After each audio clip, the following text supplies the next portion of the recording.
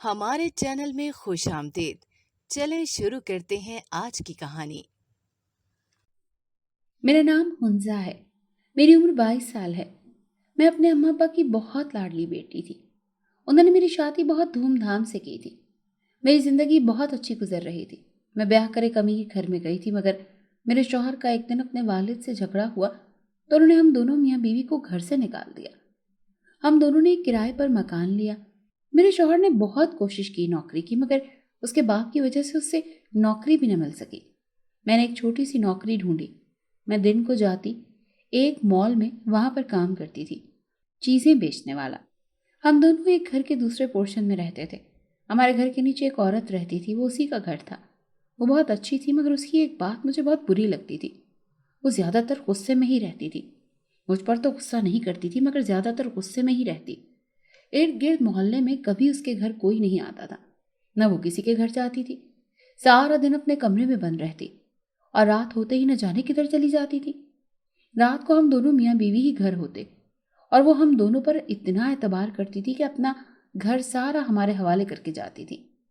مجھے تو سمجھ نہیں آتی تھی، اس کا آگے پیچھے تو کوئی تھا نہیں، پھر بھی وہ اتنی امیر کیسے تھی؟ اس کے بعد بہت سارے پیسے ہر وقت ہوتے تھے۔ کبھی اس نے ہم سے گھر کا کرایہ نہیں مانگا تھا۔ جب ہم دے دیتے تو وہ لے لیتی۔ آج میں مال میں کھڑی ہوئی تھی کہ اچانک مجھے حیرت کا جھٹکا لگا۔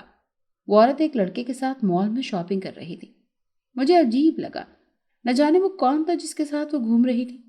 میں نے پہلے سوچا جا کر پوچھوں، مگر پھر میں نے کہا کہ مجھے کیا، مجھے اپنے کام سے کام رکھنا چاہیے، مجھے اس سے کیا لینا دینا۔ رات کے وقت جب میں گھر آئی تو میرا شوہر پہلے سے ہی گھر میں تھا۔ میں نے اس سے پوچھا کہ آج جلدی آ گئے آپ بھی کام سے؟ اس نے اس بات میں سر ہلا دیا اور کہنے لگا ویسے ہی دل نہیں لگ رہا تھا، گھر آ گیا۔ میں نے اپنے شوہر کو گھر آ کر مالکن کے بارے میں بتایا تو اس نے اتنے آرام سے کہہ دیا کہ اس سے ہمیں کیا لینے دینا، وہ جو مرضی کرے، ہم کون ہوتے ہیں کچھ بھی کہنے والے۔ میں اپنے شوہر کا رویہ دیکھ رہی تھی۔ آج نہ جانے کیوں وہ غصے میں لگ رہا تھا۔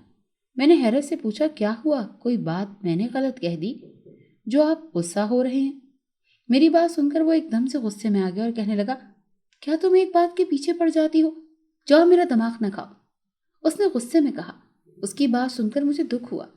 کتنے آرام سے اس سے بات کی تھی میں نے، مگر نہ جانے اسے کیا ہو گیا تھا جو وہ ایسے غصے میں بات کر رہا تھا۔ مجھے تو دال میں کچھ کالا لگ رہا تھا جب وہ ایسے کر رہا تھا، ورنہ آج سے پہلے تو اس نے مجھ سے کبھی بھی ایسے بات نہیں کی تھی، لیکن آج کیوں کی تھی؟ میں اپنے کمرے میں آ گئی۔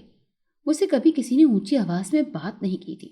میں بہت لاڈلی تھی، مگر اس شخص کے پاس آ کر تو میں رول ہی گئی تھی، مگر پھر بھی میں نے کبھی گلہ نہ کیا تھا۔ مگر آج جیسے مجھ سے غصے میں بات کی تھی، مجھے دکھ ہوا تھا۔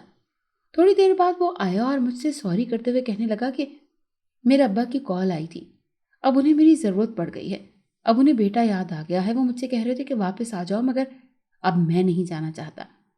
میں نے اسے سمجھایا کہ اگر آپ کے ابا کہہ رہے ہیں تو واپس چلے جاتے ہیں، انہیں احساس ہو گیا ہے۔ مگر میرے شوہر نے کوئی بات نہ سنی اور مجھے کہا کہ اس بارے میں وہ کوئی بات نہیں کرنا چاہتا۔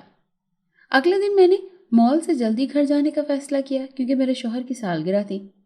میں نے چیزیں لیں اور باہر کی طرف نکلی۔ اچانک میری نظر بھرے بازار میں گئی جہاں پر ایک عورت 10 مردوں کو لائن میں کھڑا کیے ان کی بے عزتی کر رہی تھی اور وہ سب نگاہیں جھکا کر کھڑے ہوئے تھے۔ میں نے جیسے اس عورت کو دیکھا میرے رونگٹے کھڑے ہو گئے۔ یہ تو مکان کی مالکن تھی اور اس عورت کے ساتھ وہی لڑکا پولیس کے یونیفارم ڈالے کھڑا تھا اور اس عورت کو دیکھے جا رہا تھا اور مسکرا رہا تھا۔ میں تو پریشان ہو کر گھر آئی، لیکن چند دن بعد بھی مجھے عجیب سی بے چینی رہی۔ رات کا وقت تھا، میں نیچے آئی تو وہ عورت مجھے دیکھ کر کہنے لگی گھر واپس جانے کا کیا سوچا ہے؟ اس کی بات سن کر میں نے کہا آپ کو کیسے پتا کہ ہم واپس جانا چاہتے ہیں؟ وہ مجھے کہنے لگی اسی نے ہی میرے سسر کو سمجھایا ہے اور اب میرے شوہر کو بھی سمجھائے گی۔ اس کی بات سن کر مجھے جھٹکا لگا۔ میں نے حیرت سے پوچھا آپ کون ہو اور وہ لڑکا کون ہے جو آپ کے ساتھ ہوتا ہے؟ وہ عورت کہنے لگی مجھے جوانی میں طلاق ہو گئی تھی، میرے شوہر نے مجھ سے بیٹا بھی لے لیا تھا، پھر کہیں میں نے نوکریاں کی، خود کو اس قابل بنایا کہ کسی کی محتاج نہ رہوں، مگر پھر جب بیٹا بڑا ہوا پولیس والا بن گیا، اور تھا تو میرا ہی بیٹا نا، کبھی اپنے باپ کے پاس ہوتا ہے کبھی میرے پاس ہوتا ہے۔ میں نے حیرت سے پوچھا اور وہ کچھ دن پہلے بازار میں کون لوگ تھے जिन्हें आप डांट रही थी। वो मुझे कहने लगी उन्हें मैं समझा रही थी। वो लोग थे जिन्हें घर की होश नहीं होती, सड़कों पर आवारा फिरते हैं। इसके बाद उस औरत ने मेरे शौहर को भी समझाया। फिर सब ठीक हो गया और हम वापस अपने घर आ गए। नाज़रीन, अगर आपको हमारी कहानी अच्छी लगी है तो वीडियो को लाइक करें, शेयर करें और हमारे चैनल को सब्सक्राइब करें। अगली वीडियो तक इजाज़त दें। अल्लाह हाफ़िज़।